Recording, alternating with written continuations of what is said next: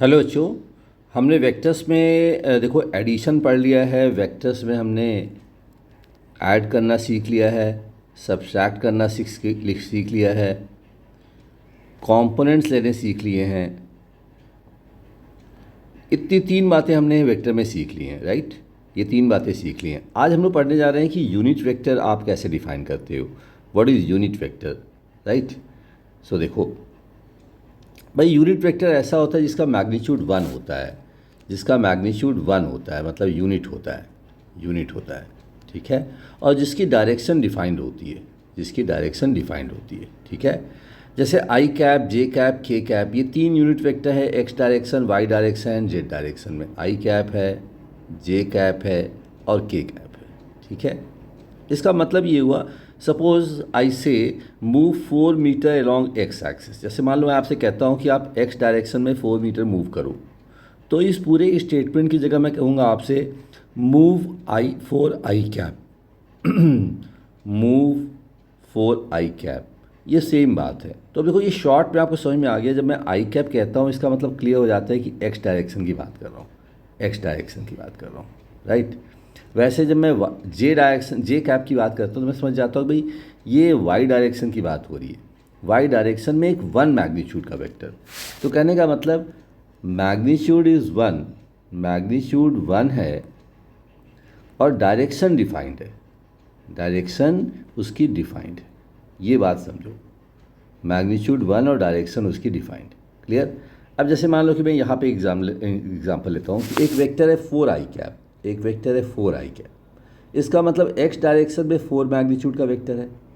Similarly मैं कहता हूँ कि 3 J cap, B vector is 3 J cap. इसका मतलब 3 मैग्नीट्यूड का एक वेक्टर वाई डायरेक्शन में है। अगर मैं इन दोनों को सम कर दूँ, C vector is 4 I cap plus 3 J cap. ये ना एक नया वेक्टर बन गया। This is a new vector, this is all together a new vector, है ना। अब मैं कहूँ कि नहीं, मुझे एक ऐसा वेक्टर चाहिए जी जो कि सी वेक्टर की डायरेक्शन में 1 मैग्नीट्यूड का हो। तो भाई सी वेक्टर का मैग्नीट्यूड कितना है? Magnitude of C vector is, यहाँ से पाइथागोरस यूज़ कर लिया, 4 और 3 का सम, दैट इज़ 5। तो unit vector along C vector is C vector divide by mod C. तो मैं क्या कहूँगा, यूनिट वेक्टर कितना हो जाएगा? 3 I cap plus 4 I cap plus 3 J cap divided by 5 से डिवाइड कर दिया। तो ये एक वेक्टर मिलेगा जो कि 1 मैग्नीट्यूड का होगा, जिसकी डायरेक्शन क्या होगी? सी वेक्टर की डायरेक्शन में होगी, ठीक है। तो इस तरीके से हमने यूनिट वेक्टर निकाल लिया। ध्यान दो, ये बात समझ में आई आपको कि सी कैप, जब हम कैप लगाते हैं, कैप का मतलब ही होती है यूनिट वेक्टर, राइट। तो आपको ये बात समझ में आई कि यूनिट वेक्टर क्या होता है। यूनिट वेक्टर जिसका मैग्नीट्यूड 1 होता है और जिसकी डायरेक्शन स्पेसिफाइड होती है। जैसे मैंने एक्स डायरेक्शन में वेक्टर लिया, एक्स डायरेक्शन में वेक्टर लिया, वाई डायरेक्शन में वेक्टर लिया, किसी और डायरेक्शन में मेरा वेक्टर बन गया। अब उस डायरेक्शन में मैंने यूनिट वेक्टर निकाल लिया, ठीक है ना। अब मैं देखो एक एग्जाम्पल लिया है, यहाँ पे देखो एग्जाम्पल लिया है, ठीक है। इफ़ आई से that you move 500 meter along C vector, if I say move 500 meter along C vector, you will reach to Lajpat Nagar market. कोई एग्जाम्पल ले लिया, ठीक है, ठीक है। तो आप क्या करोगे, C कैप इंटू 500 कर दोगे, क्योंकि C कैप के पास डायरेक्शन है, C कैप हैज़ डायरेक्शन, ये बात समझो। C कैप के पास डायरेक्शन है, ये बात समझो। तो हमने ले लिया सी कैप हमने निकाला था C vector divide by mod C, ठीक है, इंटू 500 कर दिया। सो ये एक वेक्टर मिल गया जो कि उस पॉइंट का, उस पोजीशन का वेक्टर बन गया, पोजीशन वेक्टर डिफाइन कर दिया हमने, ठीक है। तो देखो मैंने यहीं पे करा है, ये सी वेक्टर है, दिस इज सी वेक्टर, ये है आपका सी वेक्टर, ठीक है। सी वेक्टर से मैंने C vector divide by mod C से हमने निकाल लिया सी कैप। अब सी कैप को 500 टाइम्स कर दिया तो ये आ गया मेरे पास पोजीशन वेक्टर रिक्वायर्ड। ये बात समझ में आई। The advantage of unit vector is that, the advantage of unit vector is that we can obtain a vector of any magnitude along specified direction. Specified direction में कोई भी वेक्टर का magnitude निकाल सकता हूँ, ठीक है। तो मैं इसमें से थोड़ी सी बात समझ में आई, आगे भी हम लोग यूज़ करते रहेंगे यूनिट वेक्टर, तो चीज़ें क्लियर होती रहेंगी, ठीक है। अब देखो वेक्टर्स के प्रोडक्ट में डिफाइन कर रहा हूँ, तो आप इसे मल्टीप्लिकेशन नहीं कह सकते, क्योंकि आप डायरेक्शन को तो मल्टीप्लाई नहीं कर सकते। अगर मैं कहूँ कि ईस्ट डायरेक्शन को नॉर्थ डायरेक्शन के साथ मल्टीप्लाई कर दो तो इट इज़ एब्सर्ड। तो हमने एक प्रोडक्ट डिफाइन किया है, ये दिस इज मैथमेटिकल ऑपरेटर, आप इसे कहते हो mathematical operator. It is a mathematical operator, हमने इस तरीके से डिज़ाइन किया है, इसका कोई डेरिवेशन नहीं है, राइट। तो देखो इसको हम डॉट प्रोडक्ट कहते हैं, क्योंकि बीच में हम इसे डॉट लगाते हैं, तो बीच में हम इसे डॉट लगाते हैं, इससे हम डॉट प्रोडक्ट कहते हैं। या आप स्केलर प्रोडक्ट कहते हो, क्योंकि इसका आंसर एक स्केलर आता है, आंसर एक स्केलर आता है, राइट। अब देखो डिफाइन कैसे किया है, दिस इज ए वेक्टर, ये एक ए वेक्टर है, ये एक बी वेक्टर है। हमने ए डॉट बी लिया तो क्या आया, mod A mod B cos theta. A dot B is mod A mod B cos theta. इसको मैं लिखता हूँ ए वेक्टर का magnitude into mod B cos theta. तो मॉड बी कॉस थीटा क्या हुआ, मॉड बी कॉस थीटा अगर आप देखोगे तो this is component of B vector along A vector. देखो ये दिस इज बी वेक्टर, इसका मैंने कॉम्पोनेंट ले लिया, तो this is mod B cos theta. Mod B cos theta is component of B vector along A vector, right. तो आप इसे दो तरीके से डिफाइन कर सकते हो, एक वेक्टर इनटू दूसरे वेक्टर का component, component of B vector along A vector. या तो आप ऐसे डिफाइन कर लो, या फिर ऐसे कह लो कि बी वेक्टर और ए वेक्टर का बी वेक्टर की डायरेक्शन में कंपोनेंट। तो किसी भी तरीके से डिफाइन करो, इट इज स्केलर, इसलिए scalar quantity.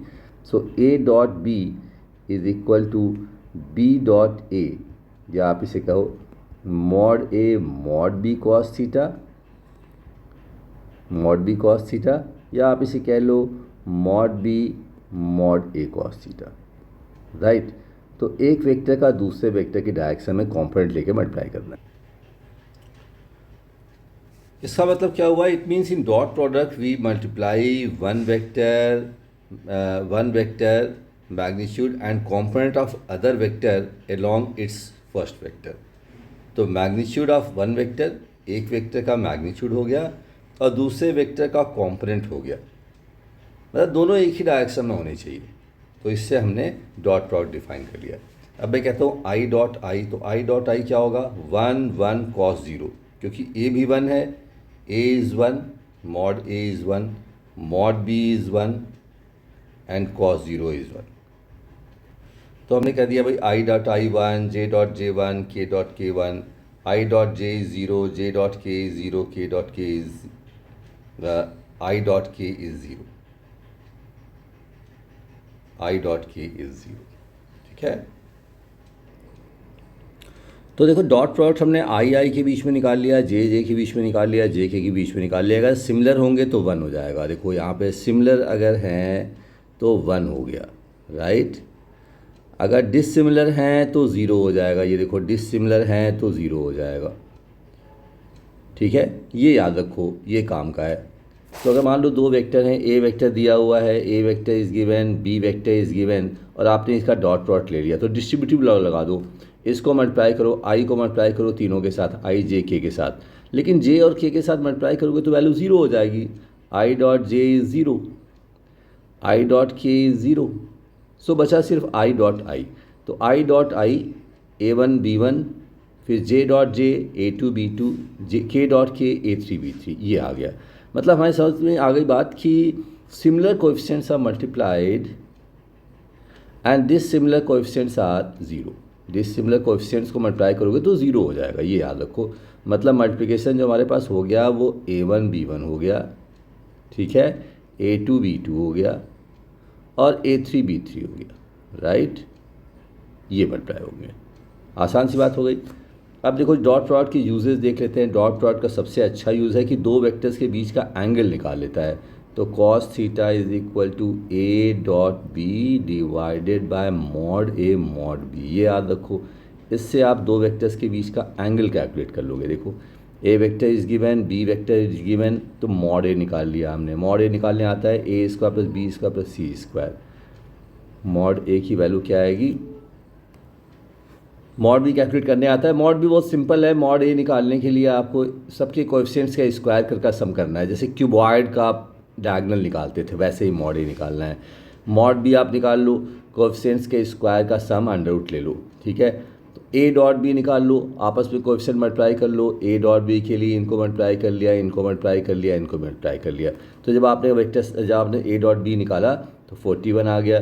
Cos theta is A dot B divide by mod A mod B. तो यहाँ से हमने ये वैल्यू निकाल ली।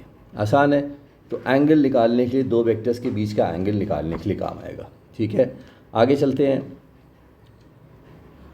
अगर बी वेक्टर का ए वेक्टर की डायरेक्शन में कॉम्पोनेंट निकालना हो या ए वेक्टर का बी वेक्टर की डायरेक्शन में कॉम्पोनेंट निकालना हो तो ये यूज़फुल है। ठीक है, जैसे देखो, in the previous problem calculate component of B vector along A vector, ये मैं आपसे कहता हूँ।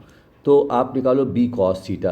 तो आपके पास ए डॉट बी है, A dot B is equal to mod A mod B cos theta, ये है। यहाँ से मुझे ये निकालना है। जब ये कैलकुलेट करना है तो सीधा निकाल लो A dot B divide by mod A. ठीक है, ए डॉट बी हमने निकाला है 41, मॉड ए इज़ 5√3, ये हमने कैलकुलेट कर लिया। देखो कोई मुश्किल नहीं इसमें। लेकिन ये कंपोनेंट मैं कहता हूँ कि स्केलर फॉर्म में, ये तो स्केलर क्वांटिटी है, मैं कहता हूँ कि वेक्टर फॉर्म में निकालो।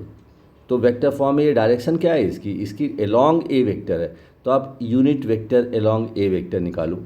ठीक है, और उससे मल्टीप्लाई कर दो। It is a component of B vector along A vector but it is magnitude only. Calculate component of B vector along A vector in vector form. मैं आपसे क्वेश्चन पूछता हूँ कि भाई साहब ये वेक्टर फॉर्म में निकालो, ये आपके लिए एक प्रॉब्लम है। तो आप क्या करोगे, it means I require a vector of magnitude this much, इतना बड़ा वेक्टर चाहिए, यही तो है B cos theta, this is B cos theta. इतना बड़ा वेक्टर चाहिए किस डायरेक्शन में, ए वेक्टर की डायरेक्शन में। सो calculate unit vector along vector.